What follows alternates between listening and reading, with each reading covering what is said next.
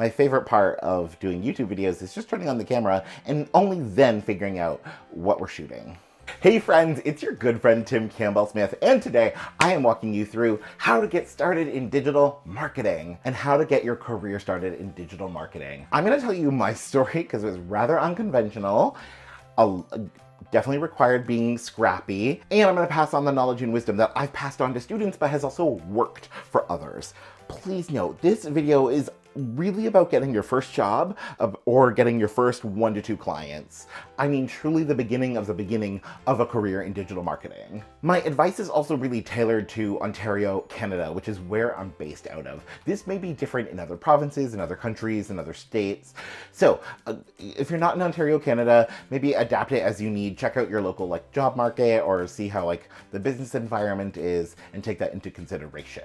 Before we go too far, make sure you like and subscribe for all things business, mental health, higher ed, and life. Okay, so let me start you off with where I started. So I took a year to move to Los Angeles, California to figure out my life and what I wanted to do because I didn't have a background in marketing. I got a job doing marketing and fundraising for a large not-for-profit, APLA Health or AIDS Project Los Angeles and Health. So this is where I was exposed to the concept of social media marketing, but also just the not-for-profit world and big business. While I was there, I got an opportunity to go do some professional development, and I went to a presentation on social media for churches and not-for-profits. And let me tell you, that presentation was awful. I so distinctly remember during the presentation, looking around the room, because I'm fascinated by human behavior, and I was watching other people to see how they were responding, and I could tell that they still had blank looks on their faces and they were still unsure. And all I could think is, I could do this better. I could do this better. And that's when I decided I was going to go into social media marketing. What I started doing was going to the people around me who I thought would be my target audience without even knowing the concept of target audience and just asking them. And I kept the question very broad. I said, hey, if I could help you out with social media, what would that help look like? And I asked them for their feedback. And this is where I got my earliest feedback. I'd want someone to tell me what to do, or I'd want someone to do it for me. I also did a bunch of informational interviews. So I got to know other digital marketers and asked them about their careers, their work, what that looked like. And I got a lot of advice there. And then I really focused on building a business because I knew I wanted to be self-employed and I wanted the freedom of being self-employed. So I learned a lot about business. I took a couple courses, worked with some pro bono clients and businesses to get my feet wet and to learn so that when I came back to Canada from my time in LA, I could actually start my business and start running with it full tilt. When I came back, I started to prioritize a few things. One, I don't know why, but I'm so grateful I did, but I had a gut feeling SEO or search engine optimization for my own website was going to be really important. So I worked on that early. Let me give you a hint for any of you who want to freelance. SEO paid off. Because I'm also a potent extrovert, I also started with networking. So going to networking events. And I want to say this, a lot of my students from teaching have asked about going to networking events with other marketers. No, don't. Because we are B2B, business to business, and we focus on other businesses, go to networking events with other business owners. And I also prioritize my own social media because when I came back to Canada, I didn't really have a portfolio. I didn't really have any referrals or folks that I could work with right away. So I turned myself into my own portfolio. I created my own social media presence that people would point to and go, I want that. I want what that guy's got. I'll say another thing that really helped to launch my career was public speaking. Again, a potent extrovert. I've always been a good presenter and a good public speaker. And public speaking is a great way to get your name out there, to get clients, to get business, to get jobs. Because you're appealing to many and you're showing off your skills all in one. I've also moved around services and given myself permission to explore so that I could find what I was best at. So in my early days, I offered social media management and I did that for a few years. I absolutely hated it because yes, I got to interact with clients a bit, but otherwise it was just sitting at my computer alone by myself, scheduling content, responding to comments, and I didn't like that. I also tried agency life, so having employees and contractors and managing projects, but it turns out no one had told me in my informational interviews, like almost all of them said, create an agency. That's the highest goal you can aspire to, is run an agency. But no one told me that running an agency really just means managing people. And I hate people. So that didn't work out well for me.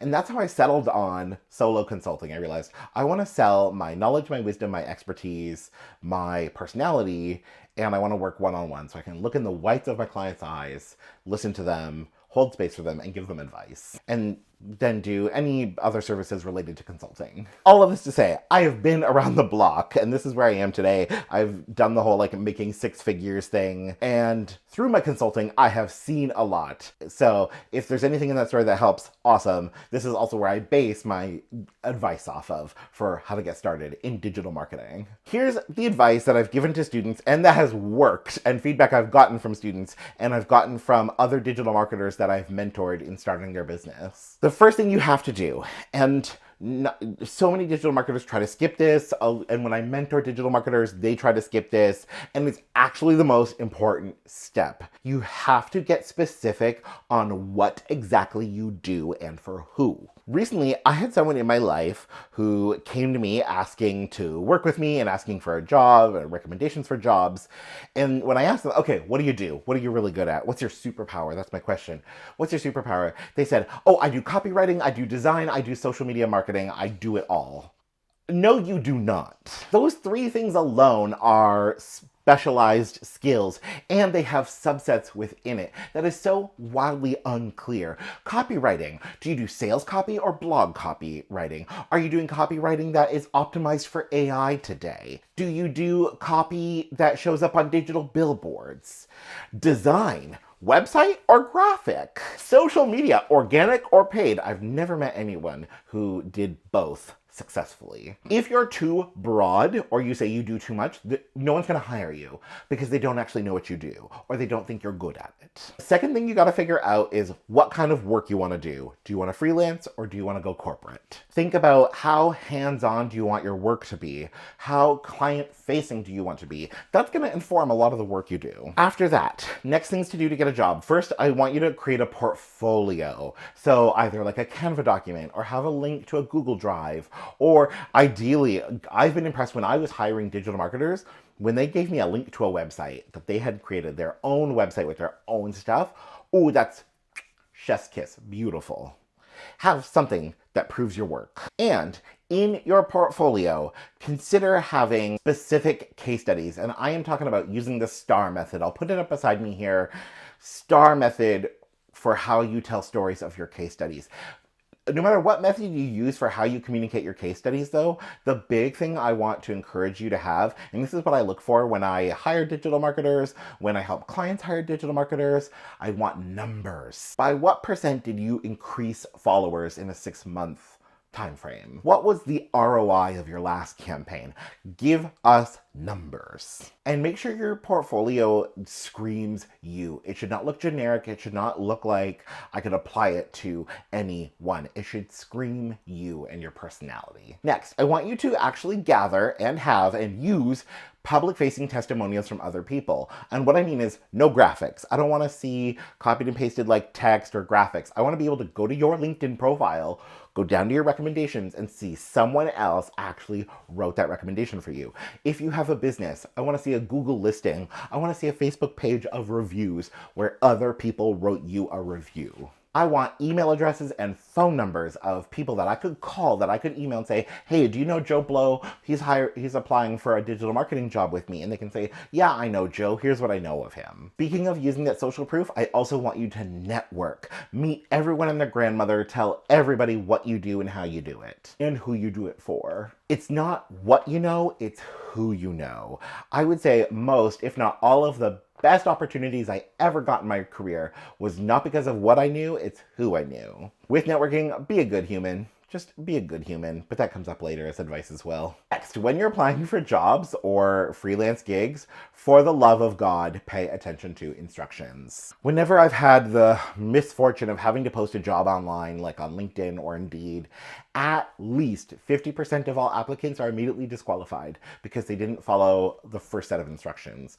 And then anywhere between 10 to 20 or 25% of the other applicants get disqualified because they didn't follow other instructions. Whatever the instructions are, follow them. And with the instructions and applying for the opportunity, don't be spammy, slimy, or gross. It is actually shocking to me how many people, when I've posted a job or I've been helping a client look for applicants, how many people will call me. They will find and track down my phone number and call me. That was nowhere on the job posting to ever call. I don't want your phone calls. They add me to WhatsApp. They will DM my personal, like Instagram, even though say I posted the job on LinkedIn, insisting that I meet with them so that they can pitch themselves. No. Don't be spammy, don't be slimy, don't be gross. And if someone gives you an instruction, follow the instruction. This one's gonna be really simple, but it really requires saying it. Like, do what you say you're gonna do. Follow through. Be impeccable with your word. It's shocking how many people don't follow through on what they're supposed to do. Next, and this one's huge. To get a job, work on your soft skills just as much as your hard skills, especially in digital marketing, which can be so performance-based. A lot of folks focus on having an edgy design or having great results. But recently, I spoke at an event full of employers, and I heard employers share in their roundtables that they were hiring for soft skills. Many employers often assume that if you apply for a job, they assume you have the hard skills. They're looking at your soft skills. Soft skills like, are you a team player?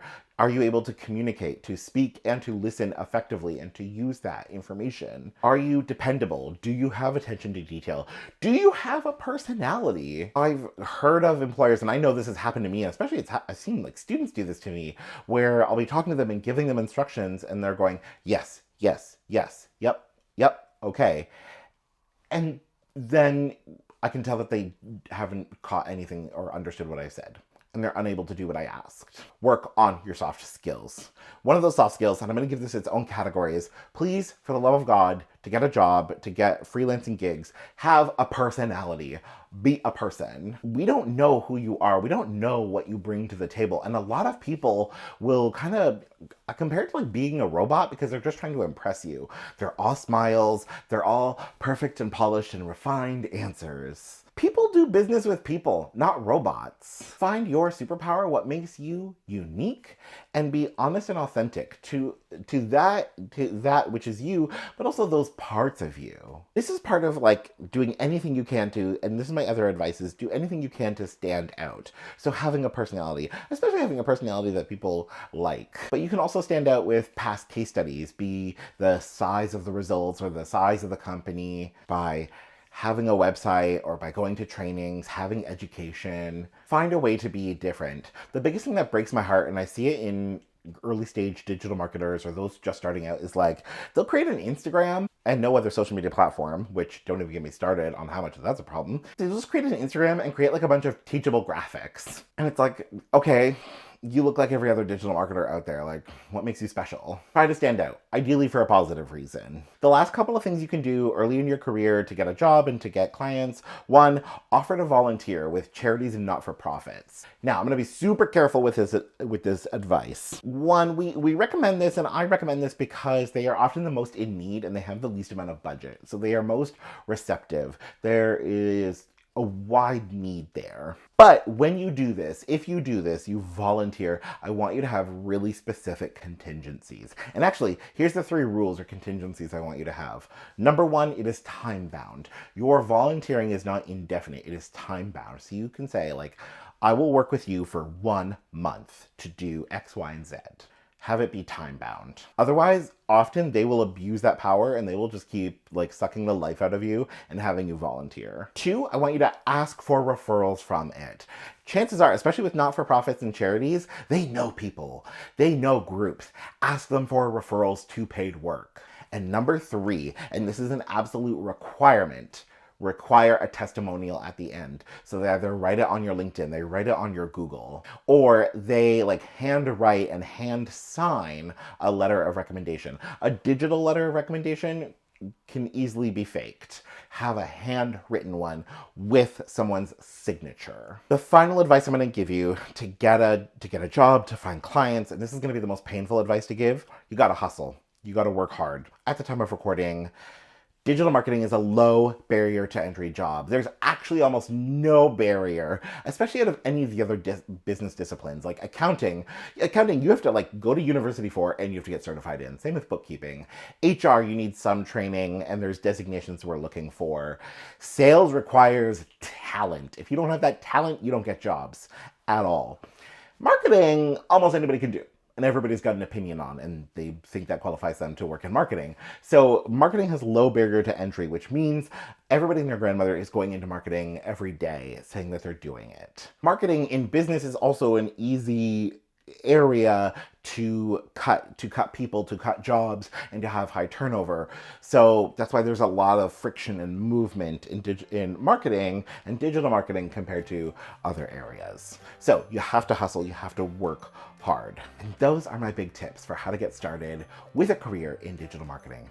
Comment and let me know any questions that you have about the field, about the industry, and I will bring my whole self to that. I can't really guarantee getting you jobs, especially if you're outside of Canada, but I can bring a little bit of my wisdom from my experience in my, 8+ years and hundreds of clients. So, and as always, make sure you like and subscribe for all things business, higher ed, mental health, and life.